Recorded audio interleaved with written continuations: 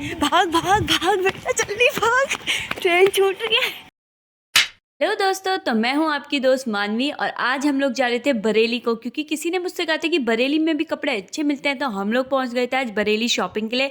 तो हम लोग सबसे पहले भाग भाग के टिकट लिया और ट्रेन हमने 10 मिनट पहले पकड़ी थी आई थिंक। और हम लोकल डिब्बे में थे तो सीट मिलना बहुत मुश्किल होता है, लेकिन हमें फाइनली सीट भी मिल गई थी।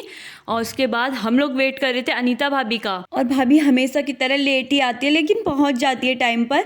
और वो आई थी करीब 2 मिनट पहले आई थी। फाइनली उनने भी हमारी ट्रेन पकड़ ली। मुझे उनकी बात से तो लग रहा था वो नहीं आ पाएंगी, लेकिन वो फटाफट से आ गई थी। दीपू भैया ने उन्हें छोड़ दिया था।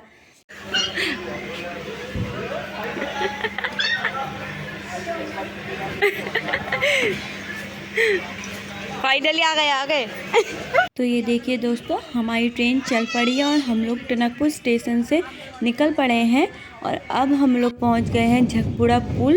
यहाँ पे तो मुझे काफ़ी डर लग रहा था, और ये खटीमा आते ही ऐसी भीड़ आई, बेचारे पैसेंजर को बहुत मुश्किल हुई थी चढ़ने में और उतरने में भी। देखिए ना, आप देख सकते हैं खटीमा के बाद तो मानो ट्रेन में आंधी आ गई हो लोगों की। इतनी भीड़। हमें तो जगह फाइनली मिली गई थी, लेकिन उसके बाद मैंने अपनी सीट इन आंटी को दे दी थी क्योंकि उनकी तबीयत थोड़ी ख़राब थी, और मैं मानसी दी के साथ बैठ गई थी। लेकिन ये आंटी तो चुप होने का नाम ही नहीं बोल रही थी। ये इतना बोल रही थी, हमारा सर दर्द हो गया था। और मानसी दी और मैं इनको देख के सर पकड़ के बैठ ही गए थे, और कर भी क्या सकता है, चुप तो हम इनको करा नहीं सकते थे। और उसके बाद तो हमें हंसी आने लग गई कि कोई इतना कैसे बोल सकता है यार। इन आंटी की बात सुनते सुनते हमने पीलीभीत क्रॉस कर लिया था, और फाइनली हम इसके बाद बरेली पहुंचने वाले थे। हमें काफ़ी गर्मी सी भी होने लगी थी, लेकिन ये नज़ारा देख के हम काफ़ी अच्छा लगा। तो ट्रेन खींच दिए यार टीटी ने।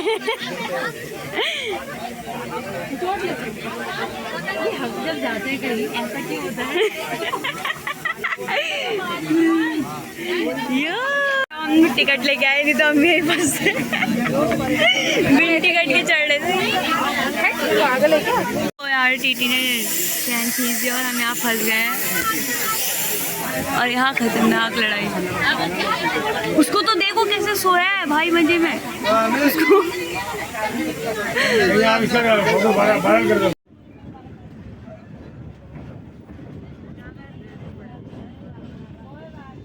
उसके बाद हमने देखा बरेली का रेलवे स्टेशन, जो काफ़ी सुंदर और साफ़ था। हम लोगों ने यहाँ पे बैठ के खाना खाया, क्योंकि हम लोग सुबह 7 बजे उठते ही भाग गए थे बरेली की तरफ, क्योंकि ट्रेन का टाइम था 8 बजे करीब।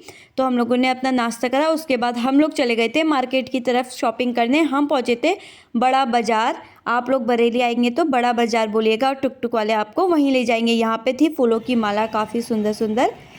तो हम लोग पहुंच गए थे जाते ही सीधे घंटाघर के पास। घंटाघर से हमने अपनी शॉपिंग करना शुरू कर दिया था।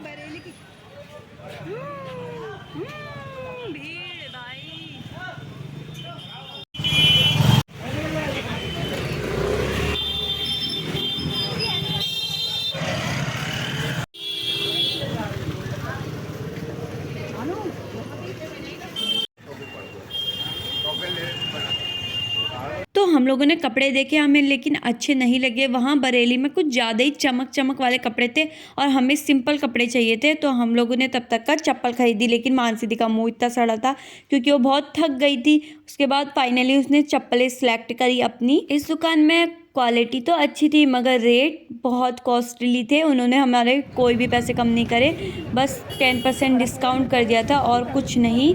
आजकल ये सही है कि पैसे कम नहीं करते, 10% डिस्काउंट है बोल देते हैं बस। और भैया तो हमारा शॉपिंग देखते देखते ही थक गया था। कपड़े वो खरीदने आया था और शॉपिंग हमारी चली थी। फाइनली हम उसके नाप के कपड़े देख रहे थे, लेकिन पूरी बरेली में उसके नाप के कपड़े ही नहीं मिले गाइस। ये कैसे हो सकता है? हम भी यही बात पे शौक थे कि इसके नाप के कपड़े नहीं बनते हैं क्या। लेकिन सब लोग दुकानदार इसको देखते गए थे कि भैया सिलवाने पड़ेंगे। लेकिन इस महान को कपड़े सिलवाने ही नहीं थे, क्योंकि इसने कहा था कि बहुत जल्दी शॉपिंग जो कर रहा था, क्योंकि मेरे भैया की भी शादी है तो इसको उसके लिए कपड़े चाहिए थे, और इतनी जल्दी तो कोई सिल के भी नहीं देगा। तो हम लोग इसके कुछ वेस्टर्न देख रहे थे, तो इसको वो भी फिट नहीं आए। हम निराश हो गए, हमने कहा अब क्या करें। तो मैंने तो भैया खाना खा लिया। उसके बाद इसने ये देखा था, लेकिन ये भी इसको पसंद नहीं आया। उसके बाद हम लोग अपना मुँह लटकाते हुए घर को निकल पड़े। मिलते हैं अगले ब्लॉग पे, बाय बाय, डू लाइक।